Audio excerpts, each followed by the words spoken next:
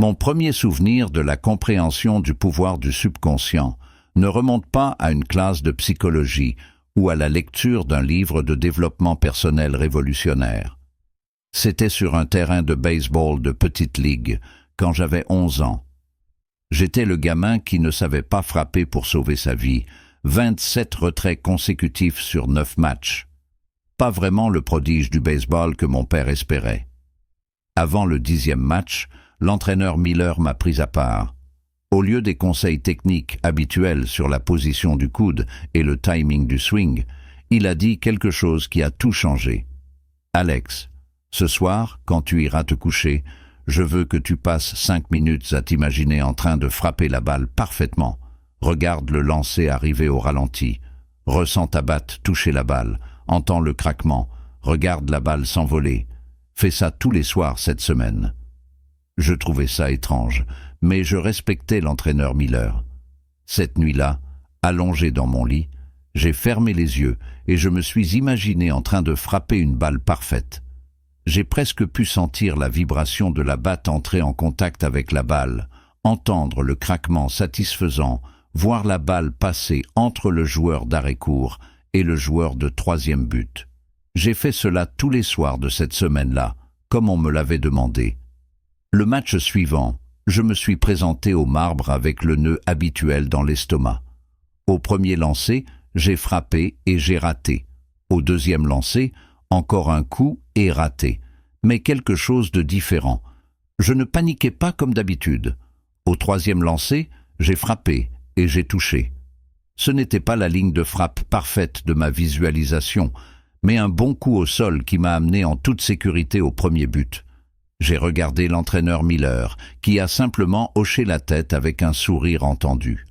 À la fin de la saison, je frappais un respectable 250, pas exactement le niveau d'un joueur de ligue majeure, mais une amélioration miraculeuse par rapport à 0. Je ne l'ai pas compris à l'époque, mais l'entraîneur Miller m'avait fait découvrir l'incroyable pouvoir du conditionnement subconscient. Des années plus tard, alors que j'étais étudiante en psychologie, j'ai appris la science qui se cachait derrière ce que le coach Miller avait instinctivement compris.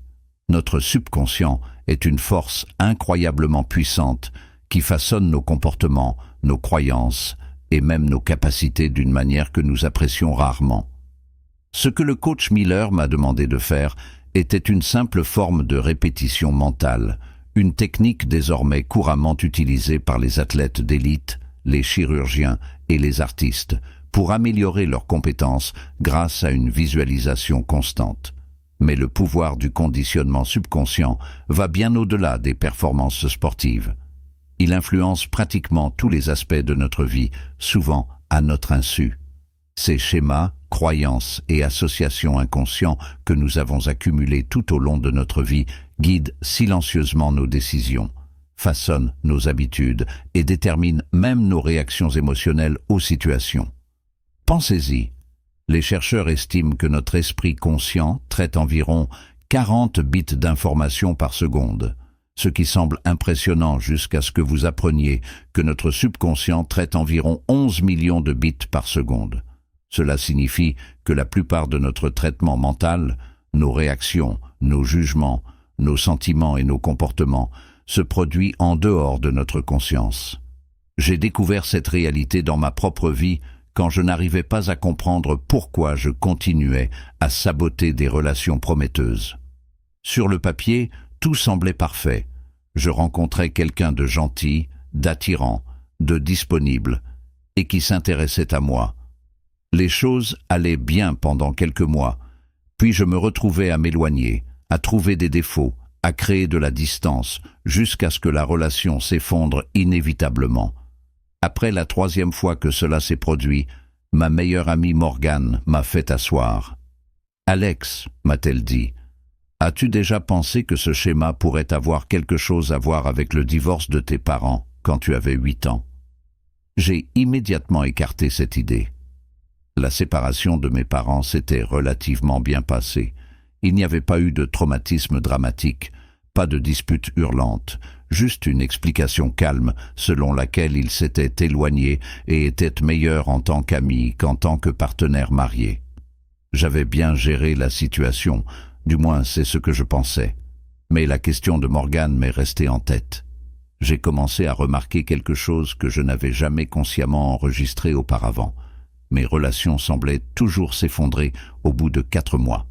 Et d'un coup, j'ai réalisé que c'était exactement le temps que mes parents nous avaient dit qu'ils prenaient une pause avant d'annoncer leur séparation définitive. Inconsciemment, j'avais créé l'idée que les relations qui atteignent le cap des 4 mois sont sur le point de se terminer. J'y avais donc mis fin moi-même de manière préventive, un cas classique d'autoprotection psychologique. Cette prise de conscience était à la fois dérangeante et libératrice. J'avais fonctionné en mode pilote automatique, poussé par un conditionnement subconscient dont j'ignorais même l'existence. Cette expérience m'a conduit à approfondir mes recherches sur la manière dont le subconscient forme ces associations puissantes et dont elles façonnent nos vies. Ce que j'ai découvert était à la fois fascinant et quelque peu troublant. Votre conditionnement subconscient commence à se former avant même votre naissance. Dans une étude remarquable, on a demandé à des femmes enceintes de lire à haute voix un livre particulier du Dr Seuss plusieurs fois au cours de leur dernier trimestre. Après la naissance, les chercheurs ont découvert que leur nouveau-né montrait une préférence mesurable pour le rythme de cette histoire spécifique par rapport à d'autres livres du Dr Seuss qu'ils n'avaient pas entendus dans l'utérus. Avant même que ces bébés n'aient pris leur premier souffle, leur subconscient était déjà conditionné. Dès ces premiers instants, votre cerveau absorbe constamment des informations, forme des associations et crée des modèles, dont la plupart se produisent sans que vous en ayez conscience. Un enfant à qui on dit constamment qu'il n'est pas bon en maths aura probablement des difficultés en maths pendant des années, non pas à cause d'un manque de capacité inhérent, mais parce que son subconscient a accepté et intériorisé cette limitation comme une vérité. J'ai vu cela se produire avec mon neveu Tyler. Dès son plus jeune âge, ses parents l'appelaient en plaisantant leur « petit artiste », louant sa créativité tout en faisant des commentaires désinvoltes sur le fait qu'il n'avait pas hérité des gènes scientifiques de la famille. En 3e année, Tyler excellait en art et en écriture créative, mais avait des difficultés en sciences et en mathématiques. Ses professeurs étaient perplexes, car les tests montraient qu'il avait de fortes capacités d'analyse qui ne se reflétaient pas dans ses performances. Au cours d'un dîner de famille, j'ai remarqué que Tyler transmettait immédiatement toutes les questions liées aux sciences à sa sœur en disant « Demande-lui, c'est elle la plus intelligente ». C'est à ce moment-là que j'ai compris ce qui se passait. Le subconscient de Tyler avait été conditionné à croire qu'il ne pouvait pas exceller dans ces matières, donc il n'essayait même pas. J'ai pris un risque et j'ai acheté à Tyler un télescope pour son anniversaire, ainsi qu'une adhésion à un club d'astronomie pour enfants le week-end. Surtout, j'ai présenté l'astronomie comme une activité créative.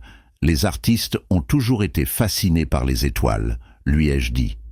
6 mois plus tard, Tyler ne s'épanouissait pas seulement dans le club d'astronomie, mais avait aussi amélioré ses notes en sciences de manière significative. En contournant sa croyance subconsciente, selon laquelle il était nul en sciences, et en reliant l'astronomie à son identité établie d'artiste, nous avions créé une nouvelle voie d'apprentissage. Cette expérience met en évidence un élément essentiel du conditionnement subconscient. Il opère souvent par le biais de croyances basées sur l'identité.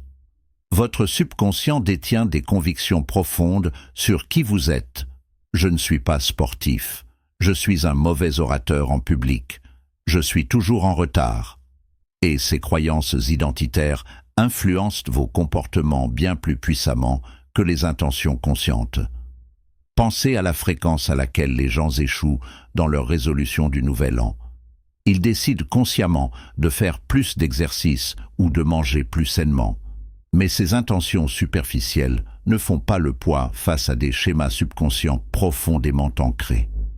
La personne qui s'identifie inconsciemment comme quelqu'un qui déteste faire de l'exercice verra sa motivation s'évaporer mystérieusement au bout de quelques semaines, tandis que l'esprit conscient s'efforce de rationaliser la routine de remise en forme abandonnée. J'ai moi-même vécu cette déconnexion lorsque j'essayais de me lever tôt. Malgré le fait que je réglais plusieurs alarmes et que j'avais la véritable intention de me lever à 5h30, je me retrouvais à appuyer sur le bouton « snooze » ou même à éteindre complètement mes alarmes sans me souvenir de l'avoir fait. Mon désir conscient de me lever tôt était dépassé par mon concept subconscient de « personne pas du matin ». La percée s'est produite lorsque j'ai réalisé que je devais reconditionner cette identité subconsciente. Au lieu de simplement régler des alarmes, j'ai commencé à utiliser les moments avant de dormir, quand le subconscient est le plus réceptif, pour me visualiser comme quelqu'un qui se réveille naturellement en se sentant revigoré avant l'aube. J'ai créé une image mentale détaillée de moi-même, me réveillant reposé, profitant des heures calmes du matin et me sentant accompli, avant même que la journée de la plupart des gens n'ait commencé. Je me suis également enregistré en train de dire des phrases comme « Je me réveille naturellement tôt » en me sentant reposé et revigoré. Et je les ai jouées doucement pendant mon sommeil. En 3 semaines, quelque chose de remarquable s'est produit. J'ai commencé à me réveiller naturellement à 5h25, juste avant mon réveil. Mon identité subconsciente avait changé et le comportement a suivi sans effort.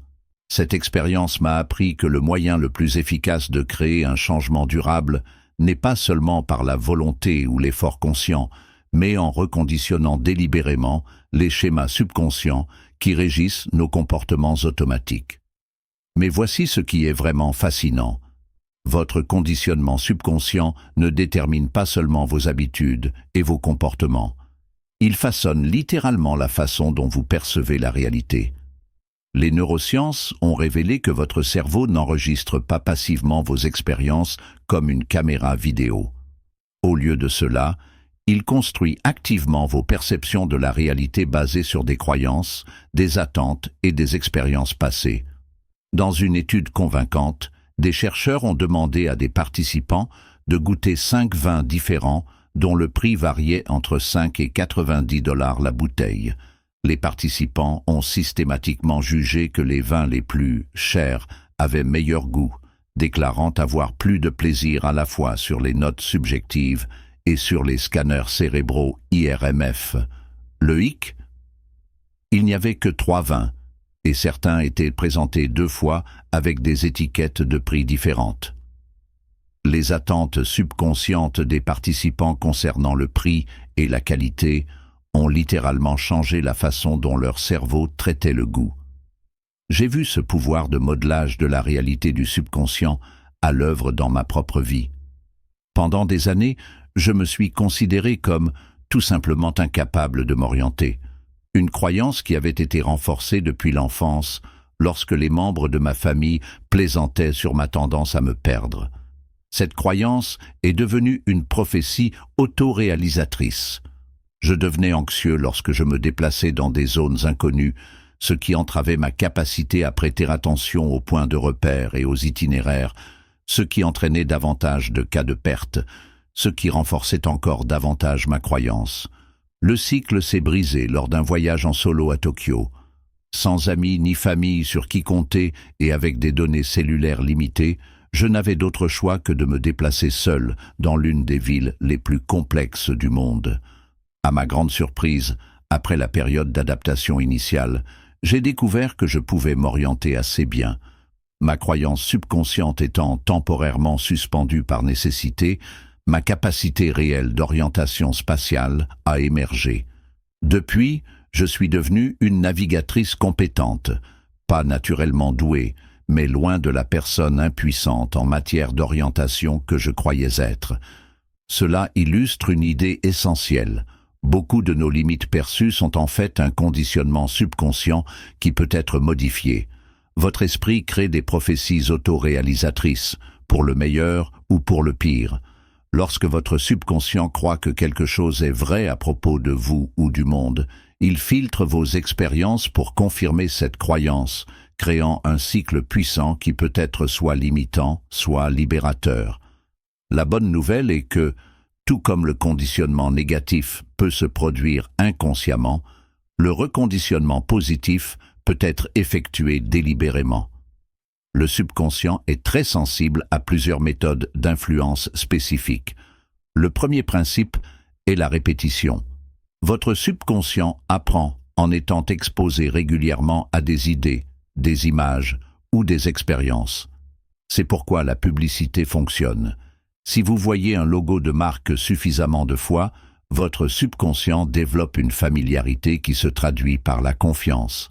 Ce même principe peut être appliqué au développement personnel.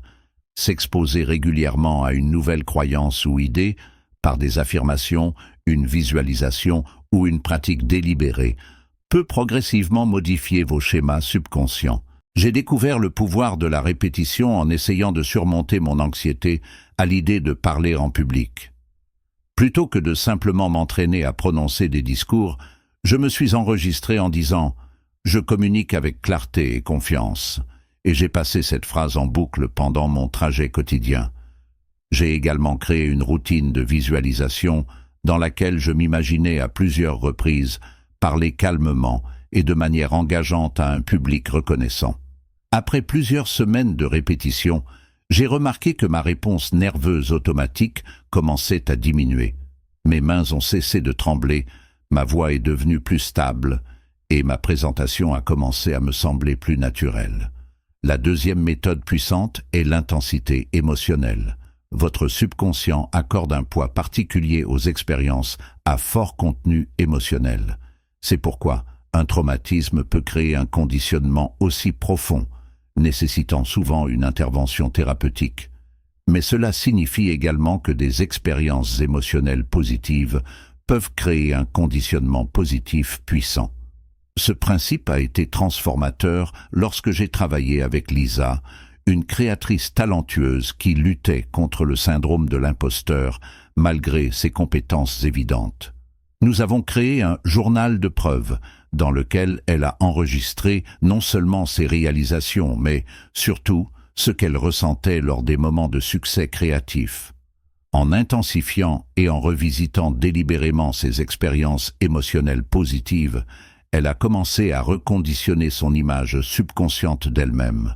En quelques mois, elle a poursuivi avec confiance des opportunités qu'elle aurait auparavant écartées comme hors de sa portée.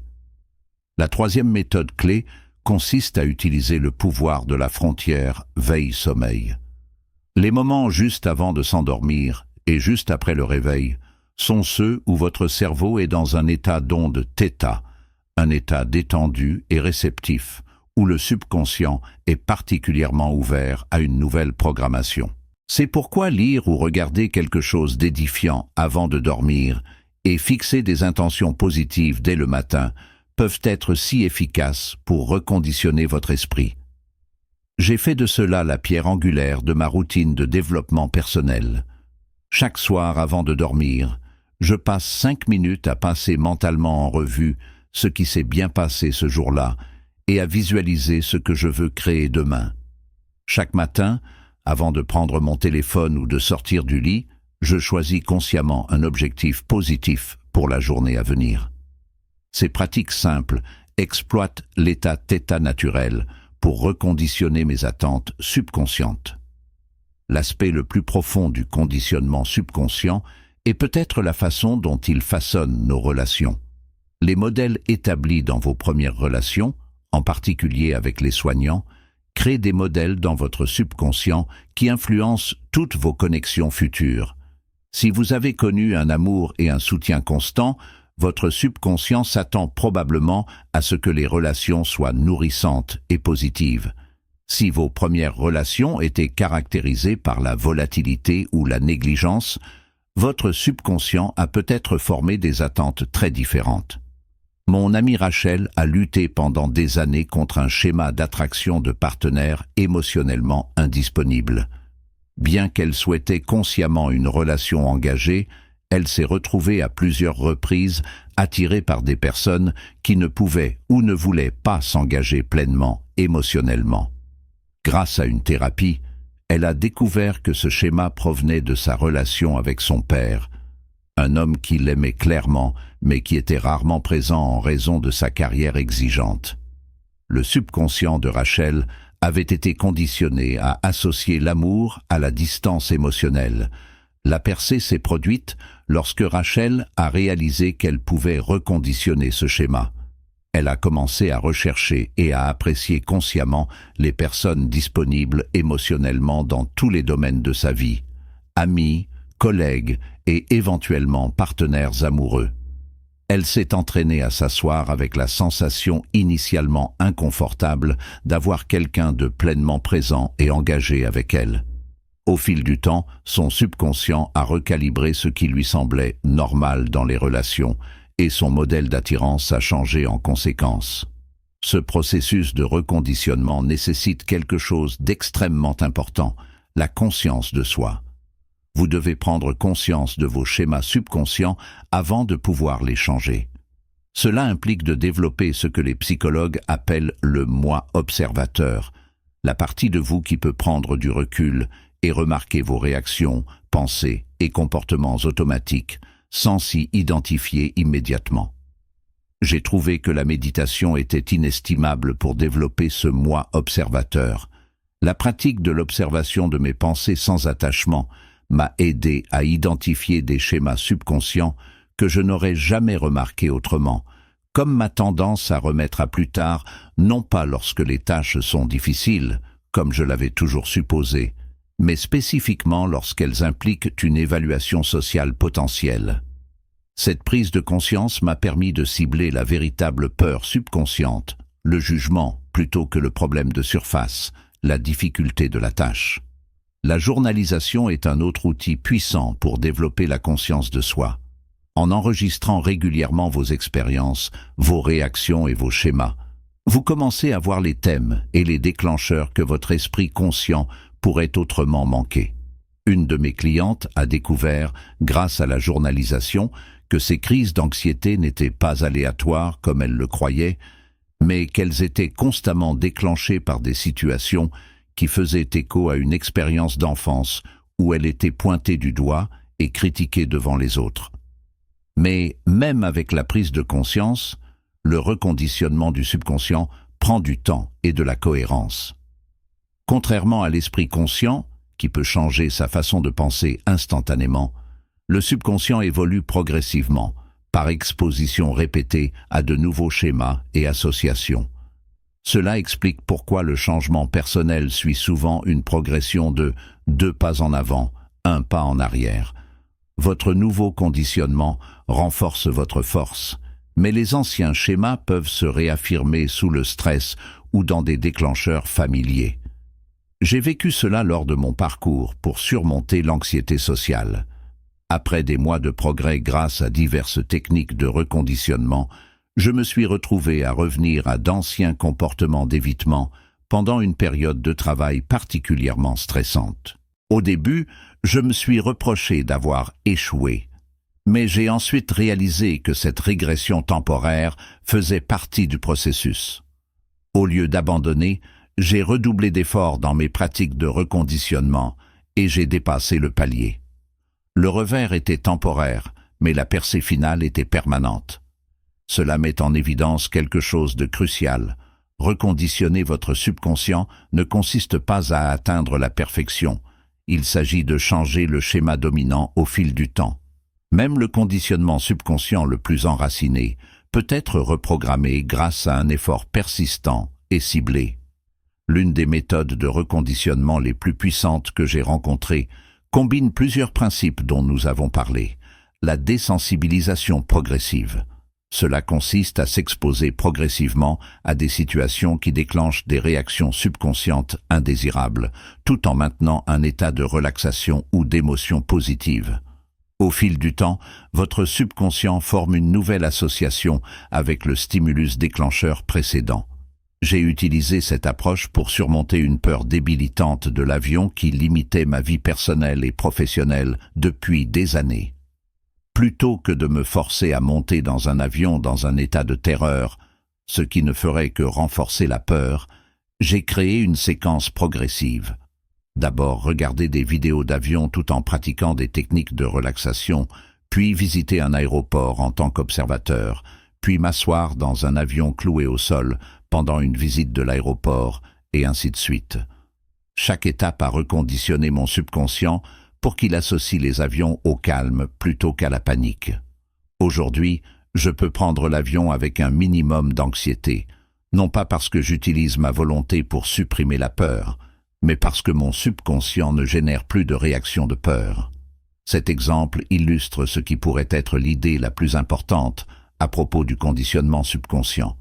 Un changement durable ne vient pas du fait de vous forcer à agir contre votre programmation. La véritable transformation se produit lorsque vous mettez réellement à jour la programmation elle-même, de sorte que les comportements souhaités deviennent automatiques et sans effort. Pensez à la façon dont vous avez appris à conduire. Au début, chaque aspect nécessitait une attention consciente. Vérifier les rétroviseurs, signaler, freiner, accélérer. Mais avec la pratique, ces actions sont devenues automatisées, gérées par votre subconscient, tandis que votre esprit conscient se concentrait sur les destinations ou les conversations. Ce même processus peut fonctionner pour n'importe quel comportement ou modèle de réponse, des réactions émotionnelles aux habitudes de santé, en passant par les compétences professionnelles. Les implications de cette compréhension sont profondes. Cela signifie que les conflits internes que nous vivons souvent, savoir que nous devrions faire de l'exercice, mais ne pas le vouloir, savoir que nous devrions parler, mais avoir peur, savoir que nous devrions économiser de l'argent, mais faire des achats impulsifs de toute façon, ne sont pas des manquements moraux ou un manque de discipline. Il s'agit simplement d'un décalage entre nos intentions conscientes et notre conditionnement subconscient. Lorsque vous alignez les deux parties de votre esprit vers le même objectif, le changement devient non seulement possible, mais naturel. C'est ce que les athlètes appellent être dans la zone, et ce que les psychologues positifs appellent le flow. Cet état où les actions semblent faciles parce que les esprits conscients et subconscients travaillent en parfaite harmonie. J'ai vécu cet état dans mon propre parcours de l'anxiété financière à la confiance. Pendant des années, j'ai consciemment connu les principes d'une bonne gestion financière, mais j'avais inconsciemment des croyances limitatives sur la richesse et ma relation avec l'argent. Peu importe le nombre d'applications de budgétisation que j'ai essayées ou de livres financiers que j'ai lus, je n'arrivais pas à maintenir des habitudes financières positives. Le changement a commencé lorsque j'ai réalisé que je devais m'attaquer au conditionnement subconscient, pas seulement au comportement de surface. Grâce à des techniques comme la visualisation, l'affirmation et la recherche délibérée d'expériences financières positives, j'ai progressivement reconditionné mes schémas subconscients autour des finances. Aujourd'hui, épargner et investir me semble naturel et satisfaisant, et non pas privatif ou stressant. Mes comportements ont changé parce que la programmation sous-jacente a changé.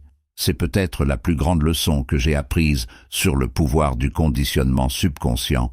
Nous ne sommes pas définis de manière permanente par notre programmation passée. Avec de la conscience et des efforts délibérés, nous pouvons reconditionner même nos schémas les plus profondément ancrés. Cela ne veut pas dire que c'est facile. Plus le conditionnement est profond et chargé émotionnellement, plus il faudra faire des efforts persistants pour le changer, mais c'est presque toujours possible. Comme le dit le docteur Daniel Siegel, neuroscientifique et psychiatre, là où va l'attention, les décharges neuronales se propagent et les connexions neuronales se développent. Chaque fois que vous dirigez votre attention vers un nouveau schéma de pensée ou une nouvelle réponse comportementale, vous remodelez littéralement votre cerveau en construisant de nouvelles voies neuronales qui peuvent éventuellement devenir votre mode de fonctionnement par défaut. Cette neuroplasticité, la capacité de votre cerveau à se réorganiser tout au long de sa vie à travers de nouvelles expériences, est la base biologique de notre capacité à modifier le conditionnement subconscient. C'est pourquoi le même esprit qui a été conditionné à craindre de parler en public peut être reconditionné pour l'apprécier. Pourquoi le même esprit qui a été entraîné à désirer des aliments malsains peut être rééduqué à désirer des aliments nutritifs? Pourquoi le même esprit qui a appris à s'attendre au rejet peut apprendre à s'attendre à une connexion? Comprendre et exploiter la puissance de votre conditionnement subconscient est peut-être le travail de développement personnel le plus important que vous ayez jamais fait. Car lorsque votre programmation mentale la plus profonde s'aligne sur vos objectifs et valeurs conscients, vous vivez cet état rare et merveilleux où faire la bonne chose semble facile, où votre potentiel peut enfin s'exprimer sans le frein à main des programmes internes contradictoires. Ce terrain de baseball de petite ligue, où l'entraîneur Miller m'a initié pour la première fois à la visualisation, n'était que le début de mon parcours avec le conditionnement subconscient. Depuis lors, j'ai vu ces principes transformer non seulement ma propre vie, mais aussi celle d'amis, de membres de ma famille et de clients. Qu'il s'agisse de surmonter des phobies ou de créer de nouvelles habitudes, d'améliorer des relations ou d'améliorer les performances, le dénominateur commun d'un changement personnel durable est presque toujours le même, un reconditionnement réussi du subconscient. Alors, la prochaine fois que vous vous retrouverez à lutter pour faire un changement, rappelez-vous que l'approche la plus efficace n'est peut-être pas de faire plus d'efforts conscients, mais de travailler plus intelligemment en abordant les schémas subconscients qui déterminent réellement vos comportements. Parce que lorsque vous changez votre conditionnement subconscient, vous changez votre vie. Bonjour à tous. Si cette exploration du subconscient vous a touché, assurez-vous d'appuyer sur le bouton « J'aime » et de vous abonner à la chaîne pour des plongées plus approfondies dans le fonctionnement réel de notre esprit. Laissez un commentaire ci-dessous en partageant les techniques que vous avez utilisées pour changer votre propre programmation mentale. Je lis tous vos commentaires et j'aime aussi apprendre de vos expériences. Jusqu'à la prochaine fois, n'oubliez pas, les changements les plus puissants se produisent sous la surface. Continuez à conditionner votre esprit pour réussir et je vous retrouve dans la prochaine vidéo.